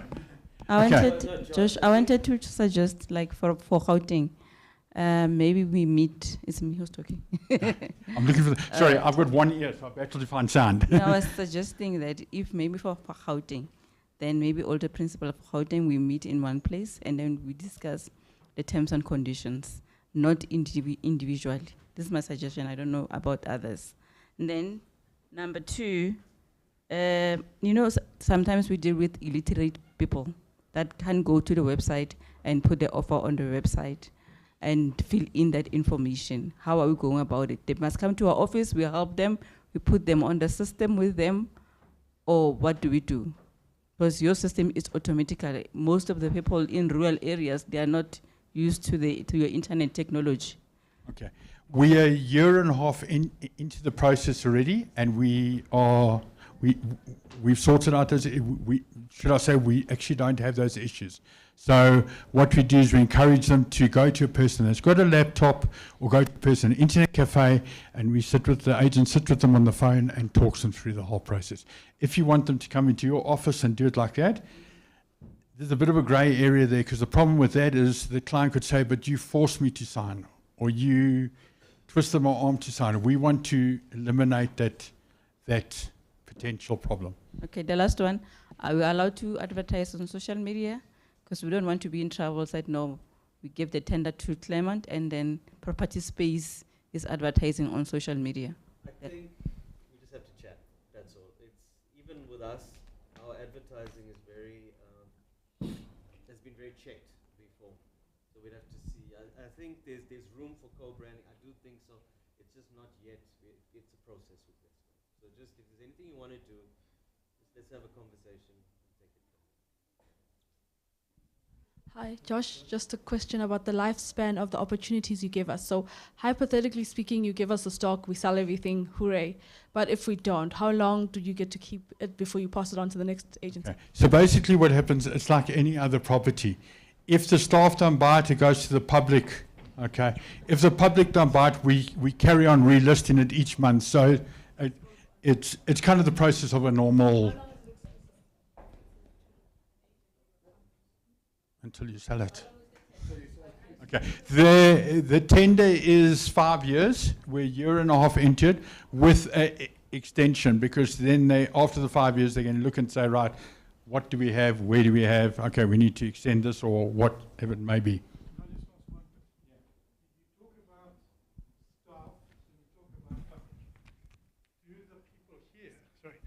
Do the people here sell to the staff? Or is there an internal process which Eskom's going through first before it No, comes to these people do, because what happens is, as I said in the training, you direct the staff. They'll call you, because your ads advertise. They'll call you and you direct them to the Eskom site and how they go about completing an offer on the Eskom site. So you deal with staff and you deal with the public. It's just that the staff have got first bite. That is what Eskom wants to offer their staff as first bite of the cherry. Josh, let's secure the bag, please. Zain is here. Let's get a commitment from you. We were given a promise. The promise was made by PPRA, and transformation desk here to say, as host learners, will be given preference into this deal. And now That is why you're here. Yeah, and now the deal is out in the open, because while we are here physically, it was also, online. There was a virtual meeting and all that. So the public out there knows about it. How are we secured? Can't we commit? I was a bit worried when Zain said we will, communicate in due course, but that does not have timelines. And I'm worried that anything can happen between now and the day we agree or we sign. And the other thing is, since it's a 5-year tender, can't we be given the same period, that mandate? How is it going to be, the time lapse? Like, for instance, you're an experienced agent. You can list a property today that is well priced. That's exactly the question that I answered there. So I'm saying, for the period that you are on the tender, can't we also get the same equivalence of time? I think what I just spoke I think what I just spoke to Jelly now is that, you have, the PPRA has all the information of all the host learners. We actually don't. We've seen it as well with you. We've been involved in planning. That's about it. We still have, in many ways, our employer is still ESCOM. We still have to discuss with them, and they have their own machine. We can't veto that and make decisions for them. So that's one thing we can't get around. So what the process should be is that we don't know who's interested, who's not. Secondly, we also don't know what the capabilities of each area is. Those things have to filter through the PPRA or wherever, am I right? Or PSCC to us. And the process then is to basically say, okay, and then start that discussion. It depends on, and then ESCOM signs off on it. I think that part of it we can't control. We can say that, look, once we're happy and we're moving forward, Josh said, you can keep a mandate until the end if you want. But the reality is that obviously if you're not winning at it, we'll have to understand why. And then if there's real reasons, sure. If there's no real reasons, that's a problem. I think those are normal performance things. So happy to do it with performance kickers in it.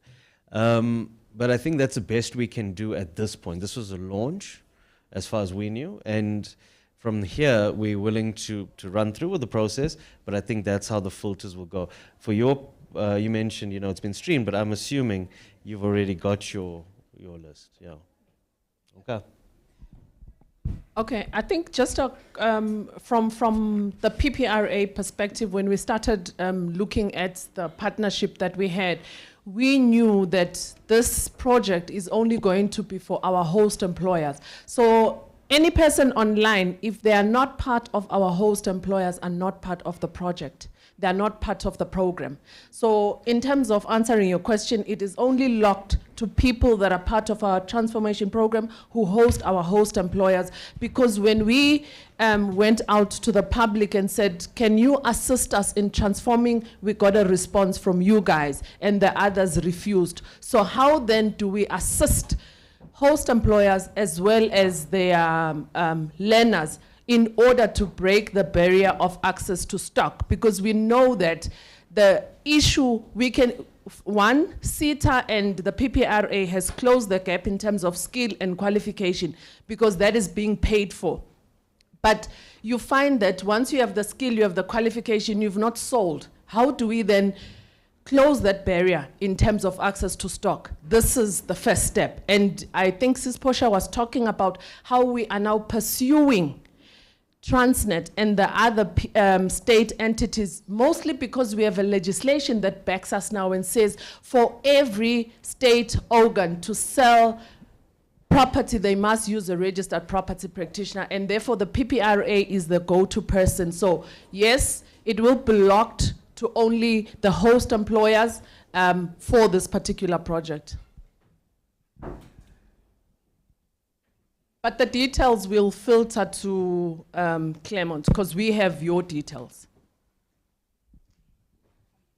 Okay, so we've got kind of the general picture. So I think in terms of going forward, we'll sit down with you guys individually who are happy, and we'll set up a structured meeting that we can go through. If you've got any questions, we can answer those questions, and then put a formal agreement together with those terms that we're both happy with, as I said, and then we'll move forward. Yeah, I think, Josh, I think the message is clear. But what I would love, and I like what Daddy just said right now, you do understand who are the host employees, eh? People that they look after other people, eh? So please, sir. So I think the communication, the way it has been super because we've been communicating through via PPRA. That is why hence some of us, we didn't even understand. Clement and PPRA and ESCOM. And so now we get a picture, yes. So I will suggest if that, again, going forward, if the communication can come through to say, guys, here we are on the second stage with our project ESCOM so that we can know, then we can all, as we are here, then participate going forward. That's all. Absolutely, that's exactly what Delhi said. Yeah, but I absolutely. was just saying, guys, please be lenient with us, eh? Lenient. We are host employees. Eh? Thank you. Once again, guys, thank you very much for spending the day here. It was an absolute pleasure. There's a couple of you who I chatted to outside, and now we've had a conversation with all of you. I want to thank you once again. There are a lot of people that came from afar. But the most important thing is, from our side, from Claremont side, is we are committed to making this work. RPPR is committed to making it work, hence why you've been invited. So going forward, all these little questions will be ironed out and we'll be happy going forward. But once again, thank you very much for your time from our side. Thank you so much, and safe journey to our Limpopo, Mpumalanga, and Gauteng guys. Thank you so much for attending. We appreciate you so much. And drive back carefully.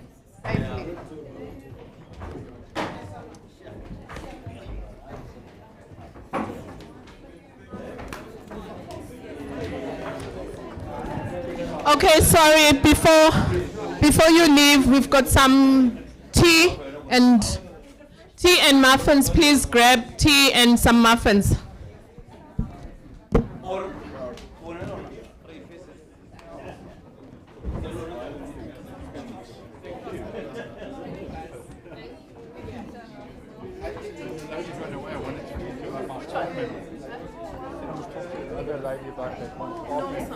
Can I get you her email? I'll give you her email. Then I'll give you her email. In fact, I'll walk up and Thank you. Can I give you the piece of...